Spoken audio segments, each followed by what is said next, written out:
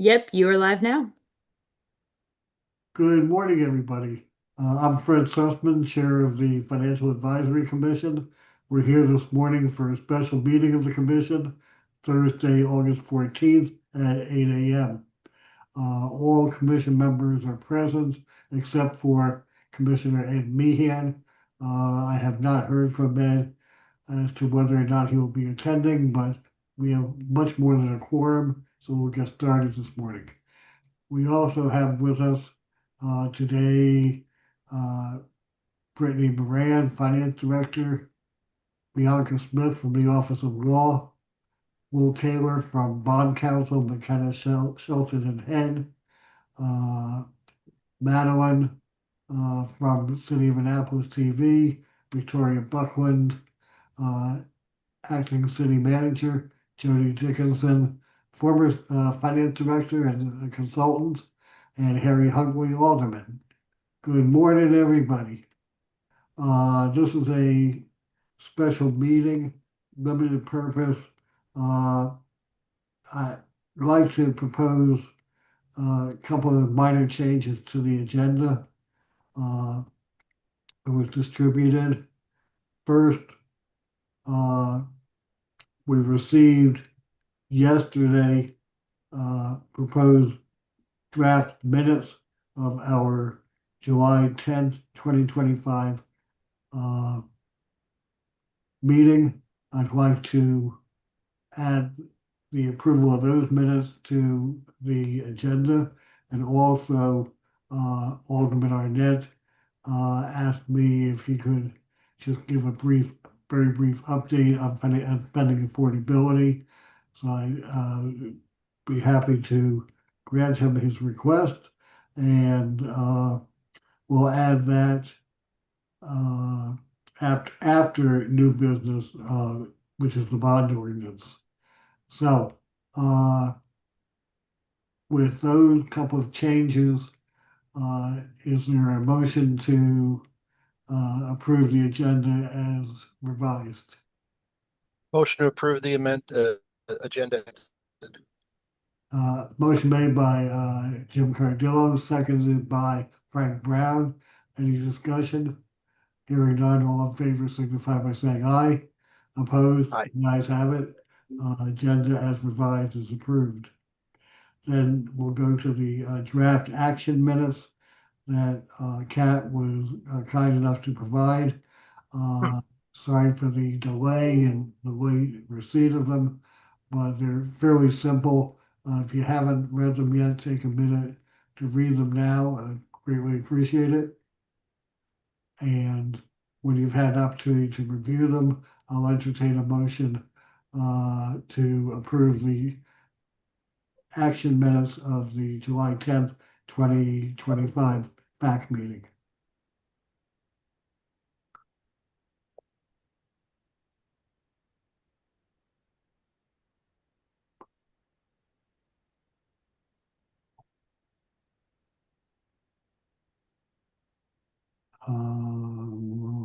I'll move approval.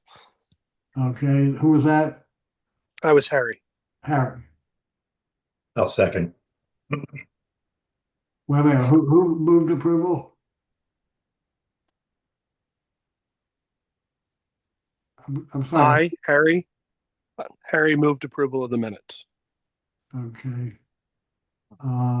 Harry's not a member I of. believe we need a commission member. Oh, sorry, guys. I have not I read come here all the minutes. time. I forgot I'm not a member. Okay. Did I see? Motion for the approval of the minutes. Okay. Motion made, seconded by Joe Rubino. Any discussion? Hearing none, all in favor of approving the minutes of July 10th meeting, signify by saying aye. Aye. Opposed? Ayes have it. Minutes are approved. We'll come now to new business and the primary business of the day. Bond ordinance O-31-25. We have with us Will Taylor from who's bond counsel from McKenna Shelton and Head to walk us through. Just by way of background, just about every year we see a very similar ordinance, which is an authorization for the city to issue debt or to refund debt. Uh, it doesn't, in fact, well, let's just leave it that it is authorization to fund or refund debt. I'd like to turn it over to Will, if I may, just to kind of walk us through the documentation. I know I'm fairly familiar with it, having been doing this for a number of years, but there are a number of members of the commission who are relatively new and who may not be familiar with, bond ordinances. So, we're playing musical screens here. Uh, so, Will, Would you, with that, would you like me to go ahead and proceed? yes, if you would kind of walk us through briefly and generally what these documents are, and then I'd like to open it up to questions from members of the commission. Okay, so my name is Will Taylor, and I'm with McKinnon, Shelton and Hinn.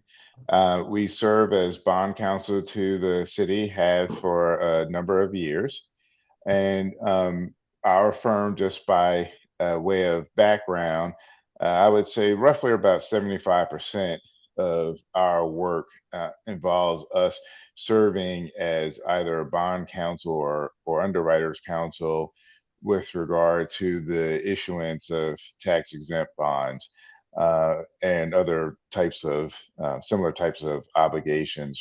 Although we operate primarily in Maryland, we also do deals outside of Maryland from time to time. So that's just by way of background.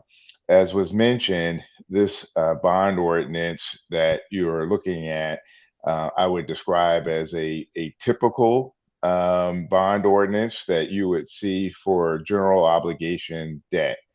And what I mean when I say general obligation debt is you'll hear or might see the term full faith and credit, which means that the city is pledging that it is going to pay the bonds from its funds.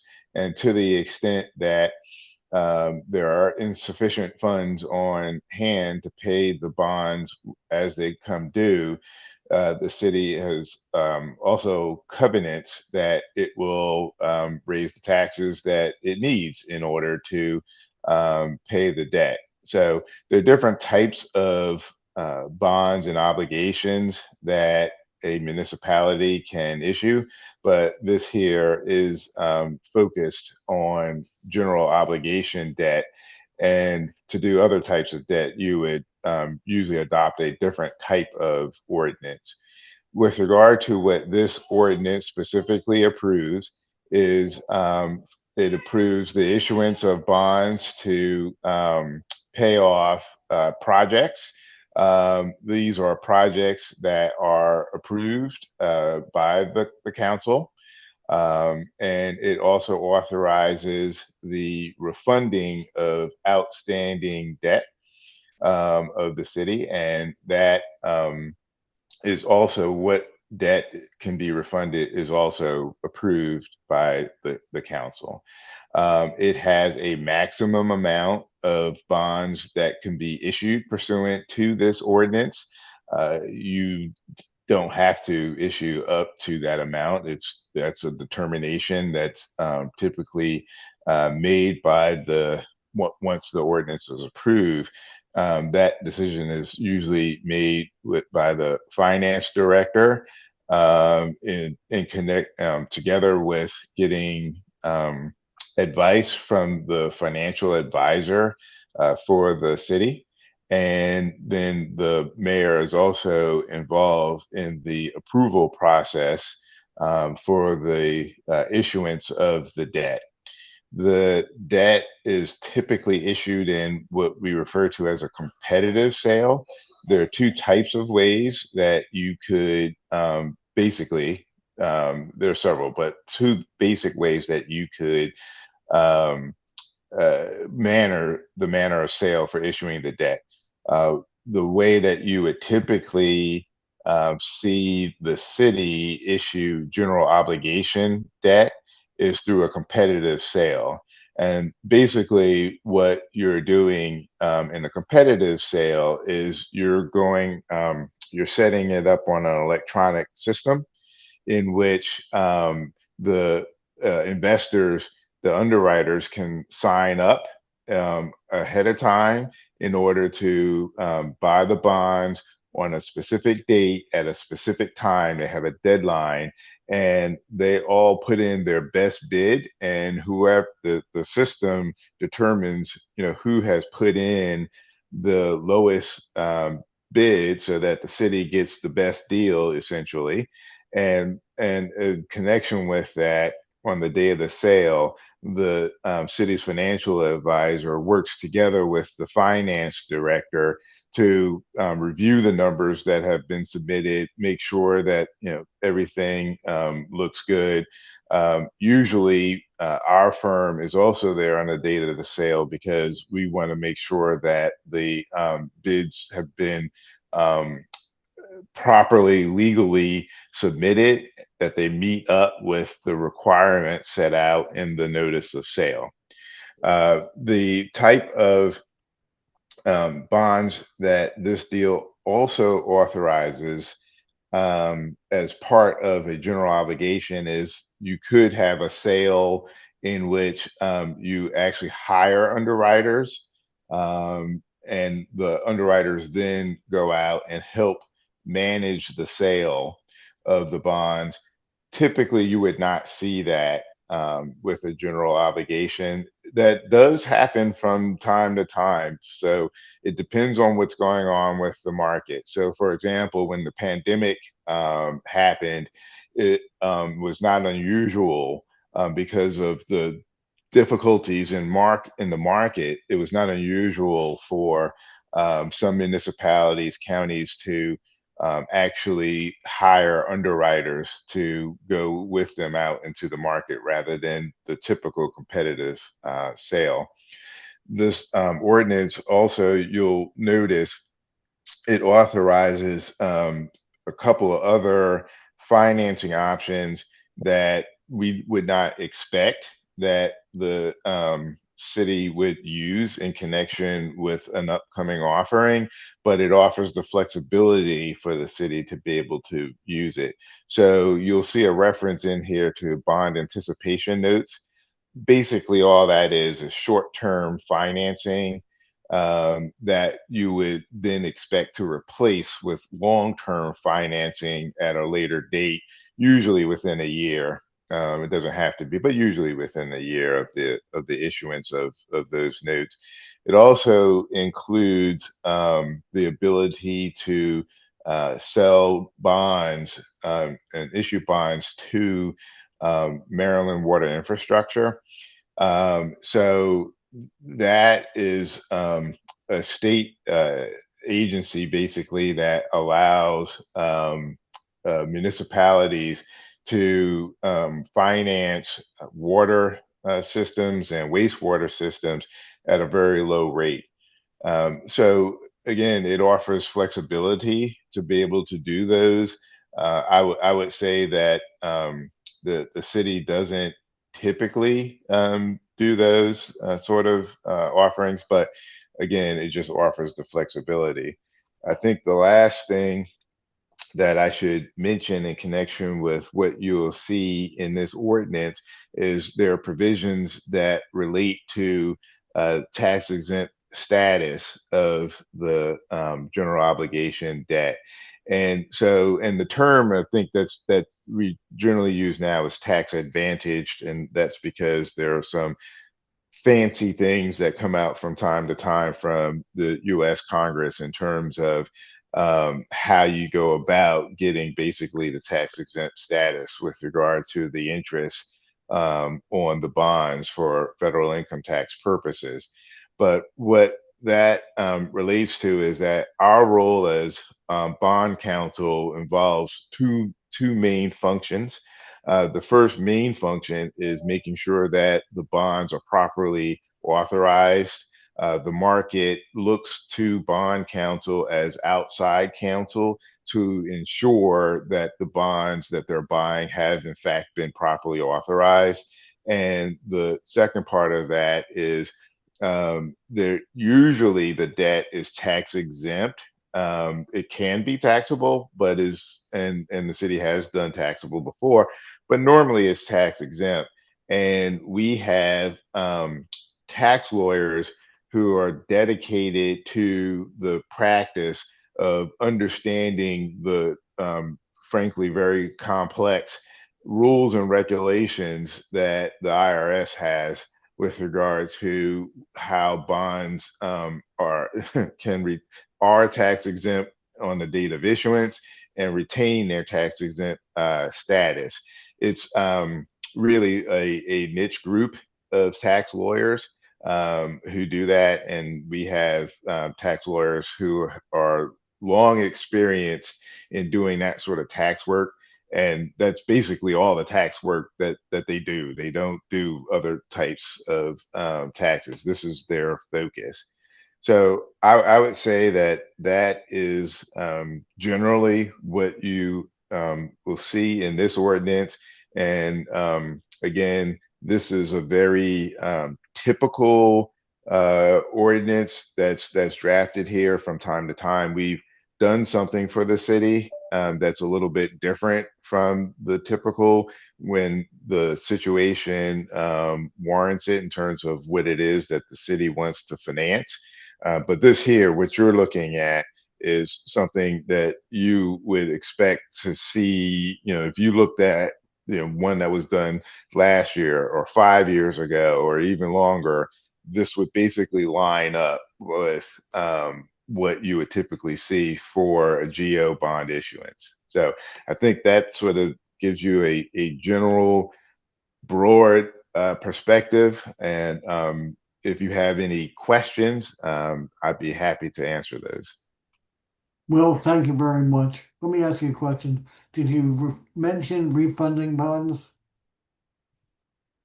Yes. So what I could add for that in terms of the refunding bonds is that when you look here in the ordinance, you'll see a schedule of bonds that could be refinanced. These are bonds that have been previously issued by the city. The determination with regard to whether to do a refunding is something that usually the finance director works together with the city's financial advisor to make a determination. Usually what you're looking for is to have a certain level of net present value savings on that debt.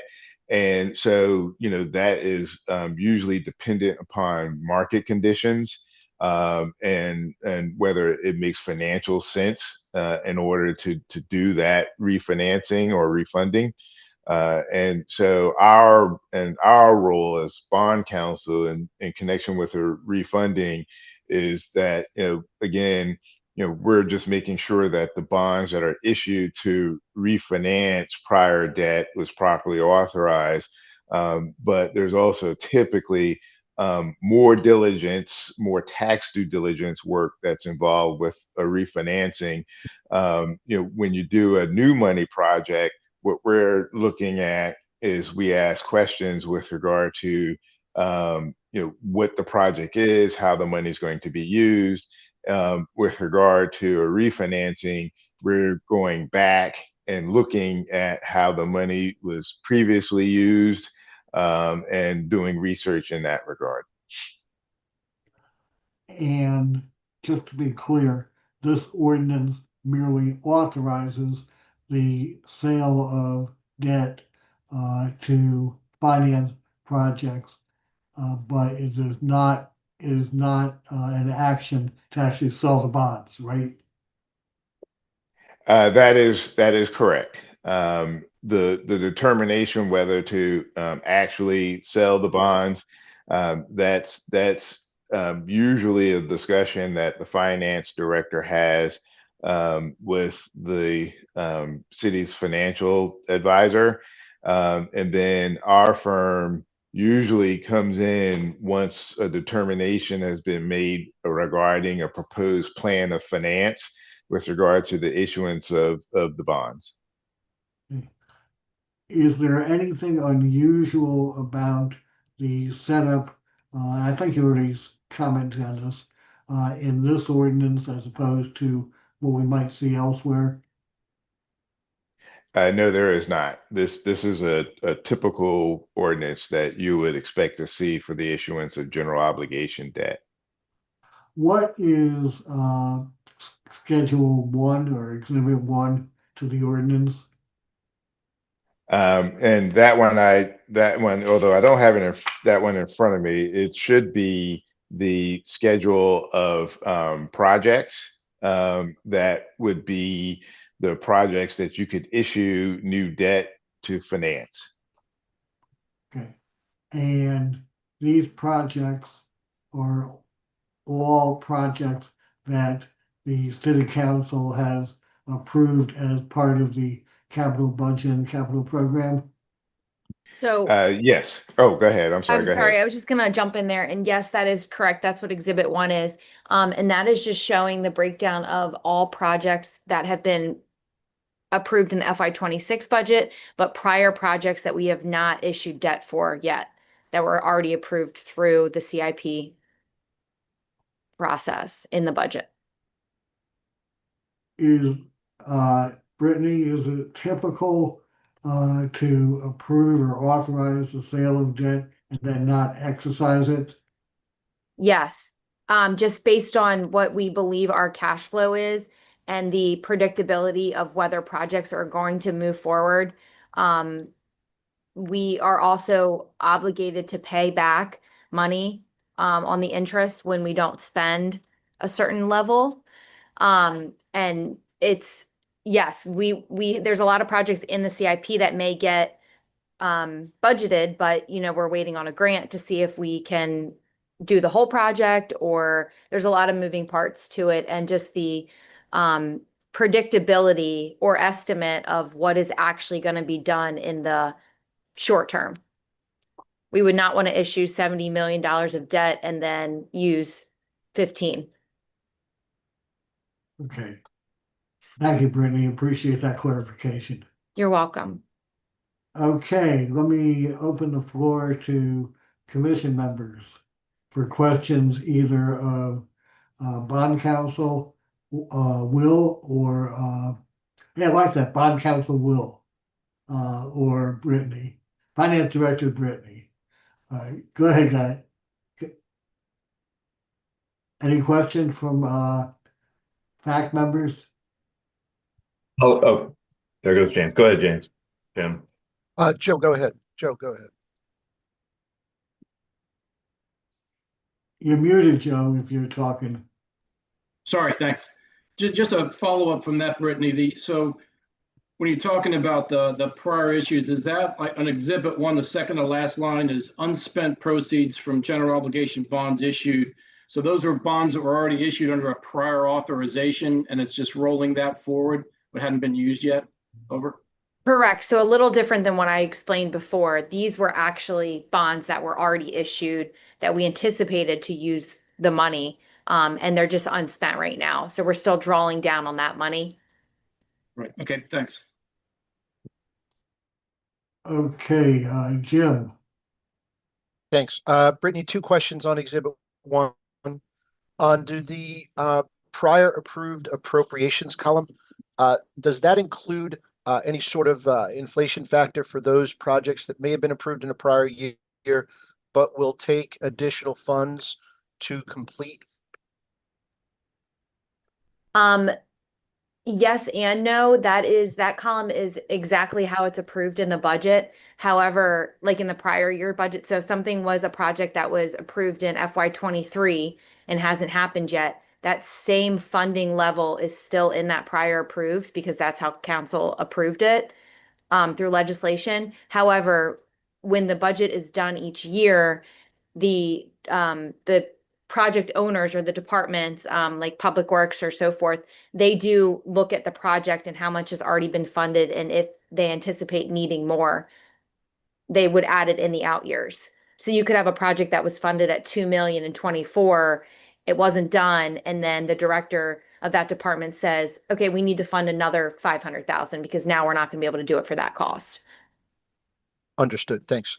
You're welcome. Second Right, question. but that, just, I'm sorry, just to, Go ahead, Vicky. just to finish that thought. So that extra $500,000 would not, that should appear as new budget authority, either in the current budget being considered or in out years. But we don't sort of, in some sense, pretend that 500,000 was approved in the past, because it wasn't, right? It has to appear as new. Correct. Okay. Follows So, the like, ordinance. So if I look at certain lines with no current year appropriations, such as let's do City Harbor flood mitigation, which is 20.9 million prior approved, and the total appropriation remains at 20.9 million. That is still the best estimate to complete the project. Correct. Thanks.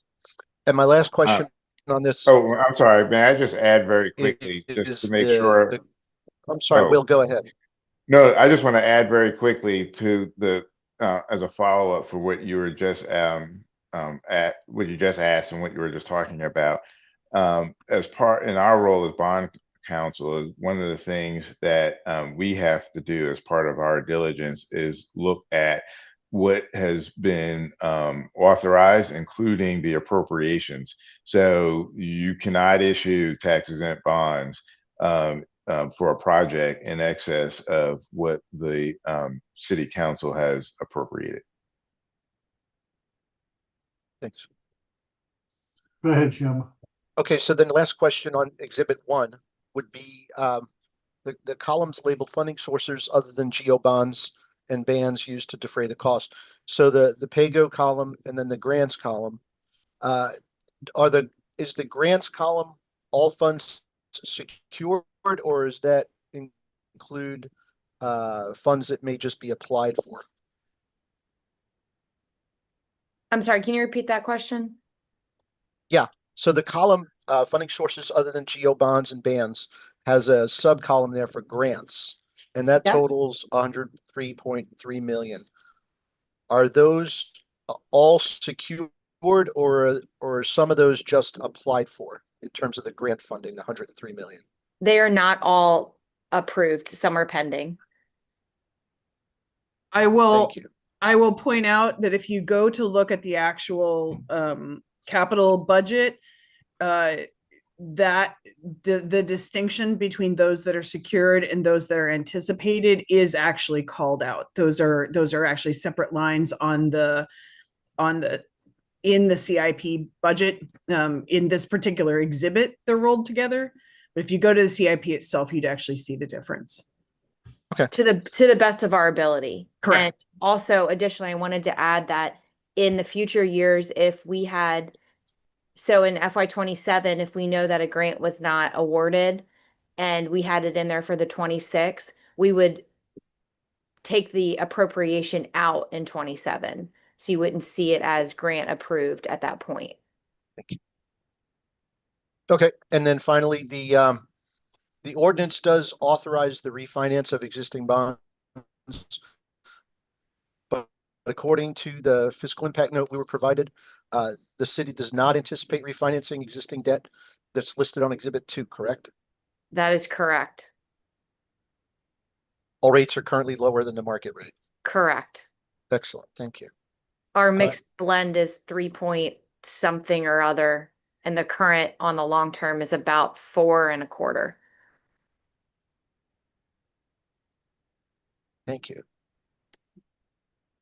And just to make sure, I think what's already been said several times, but this ordinance is authorizing the issuance of debt for projects that the city council has approved in the budget of the capital program. Is that correct?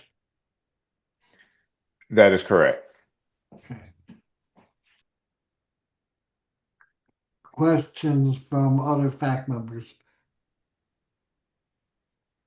I have a question. Yes, Peter Vale.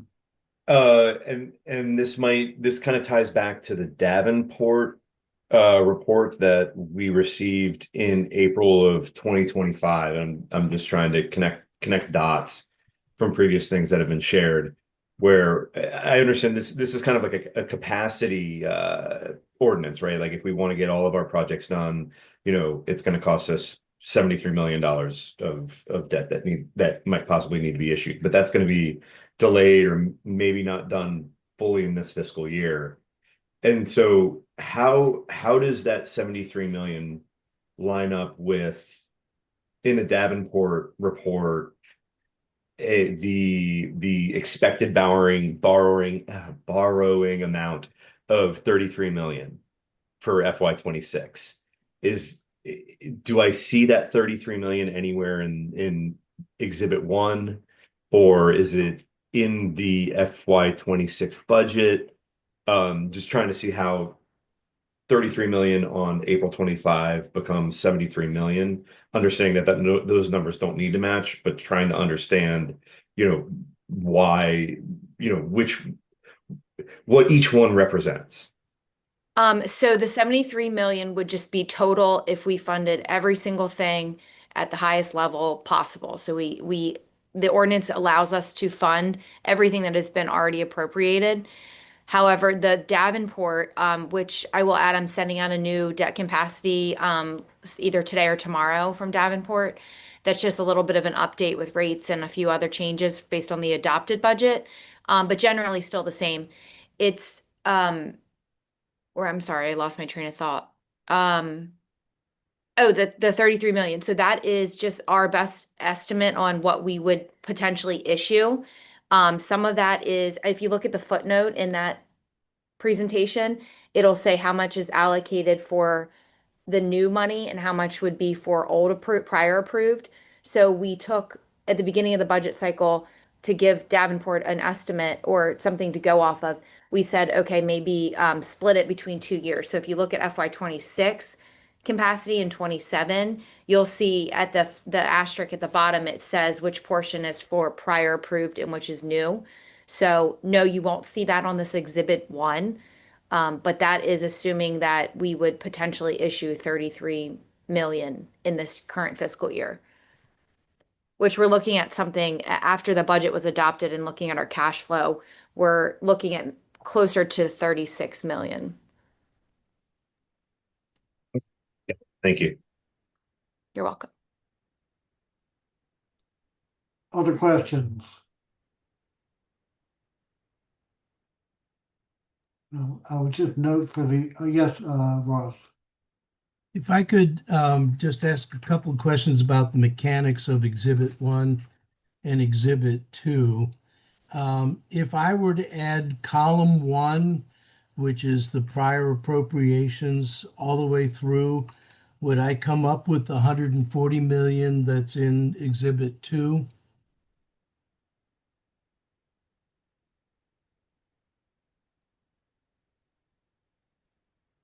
Who is that? Who are you asking? Well, I would assume Brittany, the finance director. I see Jody has her hand up. I'll take any answer. So, Jody? Jody, I'll let you chime in, but I guess I don't understand the question. The 140 from Exhibit 2. Yeah. That's So- that's existing debt. So Right. that's stuff we've already issued in the past that was existing as of June 30th.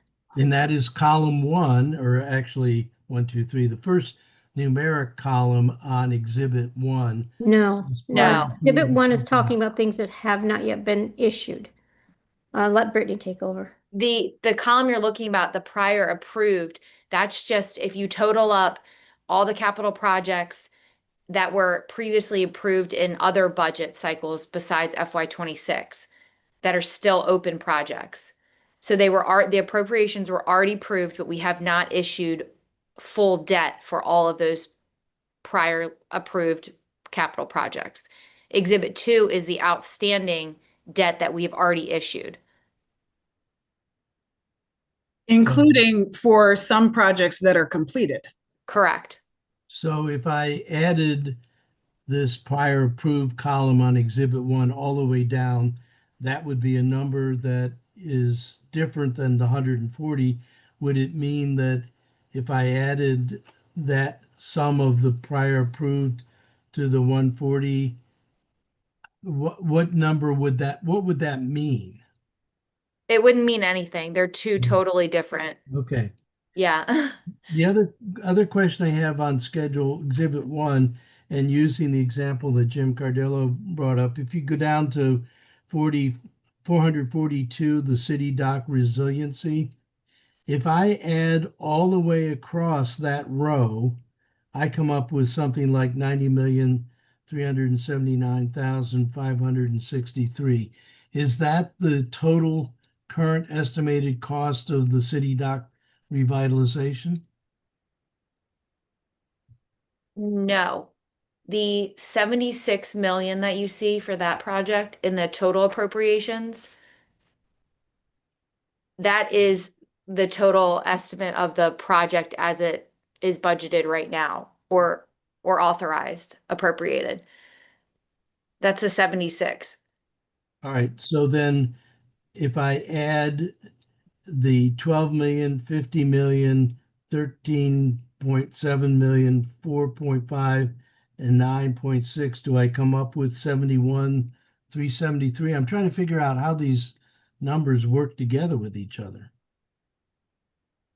Are all of these things in the last 6 columns something that is in the 71 million? Or is it over and I just can't figure out what to do with all of these numbers in the last 6 columns, how to interpret them, because they're big numbers in there. The grants, 50 million in grants.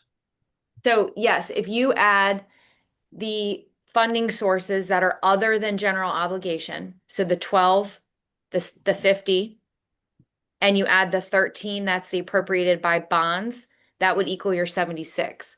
So there's different funding sources. Right. So Okay. those 3 columns would equal your total appropriations. All right, good. That helps. And then the right 3 columns are just a separate kind of category of, okay, this is how much total, the 13 is total bonds that were funded. And then the middle column is the proceeds that were already expended and what remains. Okay.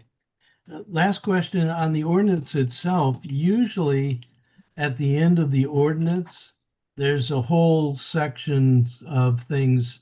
It's usually section 2, section 3, and it has approval of the council and the effective date of the approval. Is that something that's going to be added to the ordinance when it comes to the council? Because right now there's no effective date or all of the normal things that we have on an ordinance. So my understanding is that there are things that get added to the ordinance in connection with the final approval, but I'm typically not part of that process. That's correct. So my statement is correct that there'll be more added to this ordinance that will reflect the approval, the conditions of approval and the approval effective date, Yes, we do it every year, just like that. meaning there's more than 31 pages. Not sure what you're talking about. Now, there's nothing at the end of this ordinance that talks about the usual section 2 things that say passage of that this ordinance becomes effective on the date of passage, or all of those kinds of things that are normally part of an ordinance. Right, because the bond date and the ordinance date have to sync up. And so we need to make sure that those align with the date that the council hears the bond and approves it. I'll ask this question at finance. I don't think I'm making myself clear.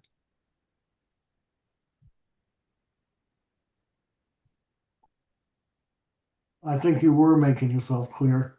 I thought I heard the answer. Well, then this does not reflect any approval or effective date from council action. These 31 pages. So my Well, understand, so whoa, let me stop for a second. Look at section 27.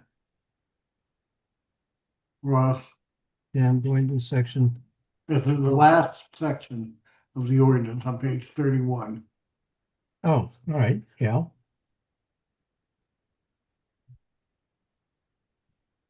Oh, I see what you're saying.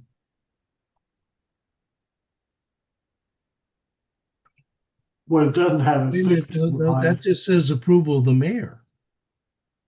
There is no approval of the council. so again, I can double check, but it is my understanding that there's something that gets added to the ordinance, and we're not usually part of that process. But with that said, typically we get in connection with the issuance of the bonds, we receive a certification that the council has in fact approve the ordinance, and we also have to then include that as part of the records for the transcript. So every time there's a bond issuance, there's contained in the records proof that the city council has has approved the ordinance and authorized the issuance of the bonds. Right, and that's normally, I have in front of me a different ordinance, which is oddly enough, the spending affordability ordinance, and it ends with a section 2, and be it further established and ordained by the Annapolis City Council, this ordinance shall take effect on July 1st, 2025. There's no statement like that, no section 2 statement like that on this ordinance. What I can do is I can pull up the prior ordinances to see what specifically is added to the end, and take a look at that. We're also, always open to adding any additional, language that you would want to suggest.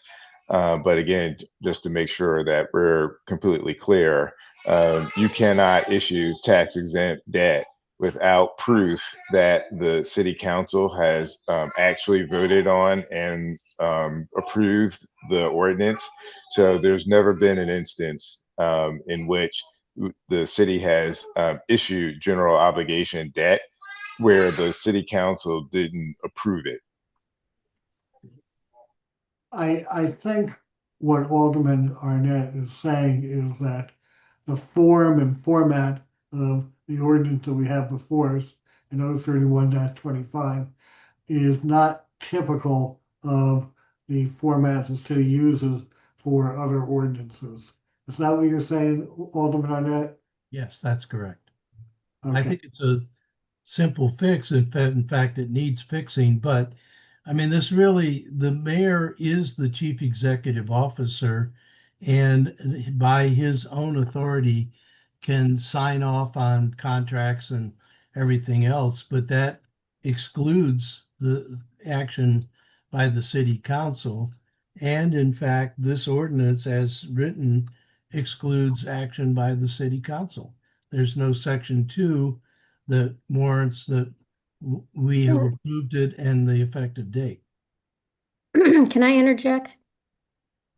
Yes, So I looked at last year's ordinance, Ross, and I see that right after section 27, the Office of Law added a page to the end of it that says adopted this 23rd day of September 2024, et cetera, with the signatures intact.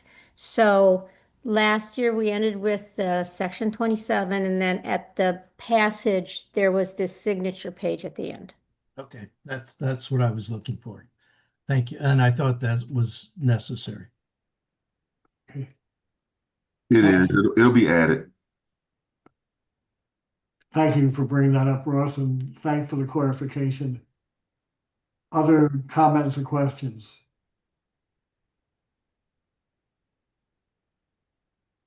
Okay. Will, thank you very, very much for the explanation, the time, and staff. Thank you very much. I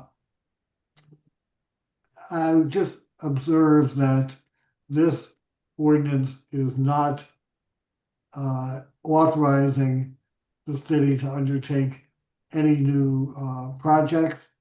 It's merely to authorize the funding of projects that this commission endorsed as part of the budget process and the city council approved as part of the budget process.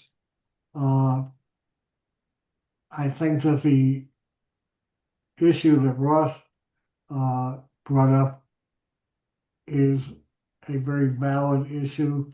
It's a technical issue that I would trust the city attorney's office would address as necessary prior to final adoption of the ordinance, and that if this commission is going to endorse the ordinance, that it be subject to this issue being addressed. Does anybody on the commission have a reason or think that the commission should not take a position endorsing the 03125, subject to the clarification that we discussed about the addition to the end of the ordinance?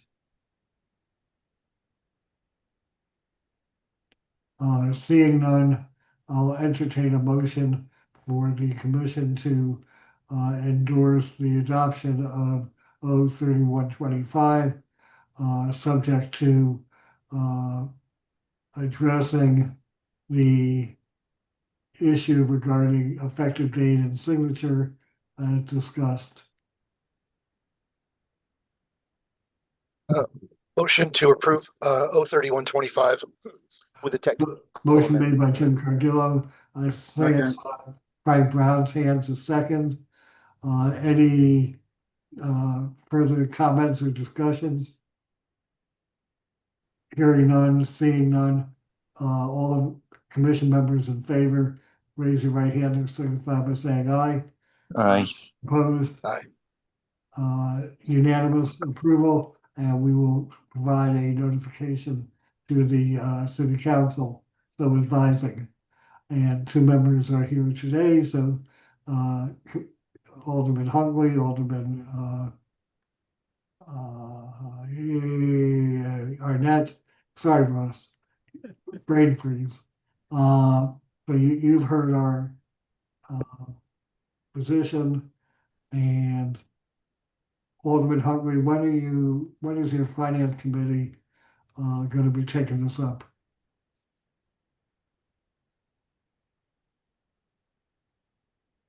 I believe we're going to hear it at the next meeting of the Finance Committee, which is September 3rd. Okay. Correct. All right. What, for something as relatively simple as this, in the past, we've had staff just prepare a brief memorandum to the city council advising of the fact position on this. Is that something we can do? Again, Brittany or Kat? Yes, I can get with Kat. I'm not sure. I'm not familiar with what was done in the past. Or Mike, if you want to chime in, I'm not sure how the process of that, but certainly we can figure it out. Okay, so just put together something brief, a paragraph or two, and send it to me for review. That'll be greatly appreciated. Yep, definitely. Great, thank you very much. Go down to the next added item to the agenda. And Will, thank you. You're welcome to stay for another 5 minutes while we finish our meeting, or you may sign off. That's up to you. But thanks very much for the participation. Sure. It's always been our pleasure to serve the city, and so to the extent that there are any further questions or things, I'm more than happy to respond to those, and yeah. So I can hang on for another 5 minutes if you like, or I can go ahead and just drop off. That's your call. You dutifully fulfilled your purpose here. So thank Okay. you very much. Thank you, Will. right. Appreciate it. I'll let you know if there's any follow-up. Our pleasure. Thank you. All right. Bye. Alderman Arnett, you said you want to make a brief report on spending affordability.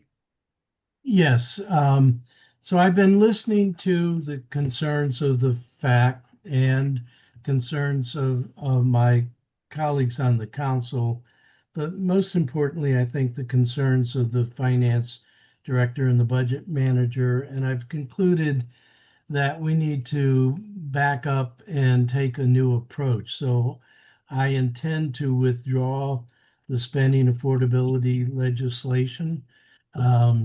I did talk to Resi last week, and they reaffirmed that they would sell us the same information that they're selling to the county, and for a very reasonable couple $1,000s, nothing. But yesterday I met with Alderman Huntley, finance director, city manager, and I think what is better now is to put out a request for qualifications, solicitation to enumerate the kinds of things.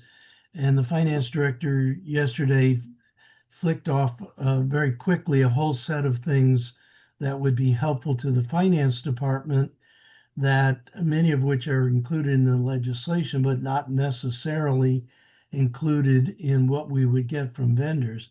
So I think an appropriate thing to do would be to either suspend or withdraw the legislation, go out with a procurement request for qualifications to see what's out there and who can give us information that is more specifically tailored to Annapolis. I still fervently believe that spending affordability is something that we need for the city. And I think in multiple ways. I think we need it for the budget itself. I think we need it to help enlighten capital expenditures. I think we could be used in contract negotiations, a number of different ways, but I'm not sure that the legislation is going to achieve that. So I think backing back and taking a new approach is a better way to go. Alderman Arnett, thank you very much for that, and truly thank you for the effort you put into spending affordability and the hard work you've put forward. And we look forward to the next iteration. It still is a very important and valid issue. Any comments, questions from members of the commission for Alderman Arnett? Jim Cardillo. Yes, does this mean that rather than the implementation of a new function as part of the annual budgeting process, the city would just do a one-off and purchase data for a single year? No, well, that's to be determined, and that what we're doing is essentially putting this in the hands of the finance director, who is the group that will be most vitally impacted by this. I think we need to have a continuum of forecasts. Things change. I can't imagine being a forecaster right now and trying to think about, will there be tariffs? And if there are, how will it affect the cost of doing business and so forth. And I think that will change from year to year. But all the other entities, the state, every county, buy annually these 5-year forecast projections. And I think unless it becomes unreasonable, like if we went to some of the big vendors like KPMG or Deloitte, their price tag may be 6 digits, and we might not feel that there's a value. But no, I think that we would want to continue to have this sort of reflection of the economic environment annually. But that's not my call. That answer your question, Jim? But that's in the absence of legislation, though. What you're saying is it's a nice to have, but not required. Now, the legislation is most likely going to go away. So the fact of the additional function for the fact, I'm sure that when we get these forecasts and they're part of the budget making, the fact will be given that information, and it'll be part of your deliberations as you evaluate our budget function, but it is not changing the authorizing legislation for the fact to include a spending affordability function. I understand. Thank you. Thank you, Jim. Other questions or comments? Seeing, hearing none.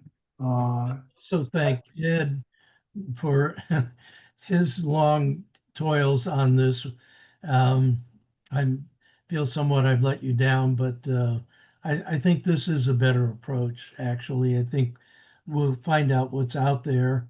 The finance director indicated the information we would get from Resi really isn't sufficient to the kinds of things that the department needs, and we may have a better shot of getting that if we specify what we actually are looking for.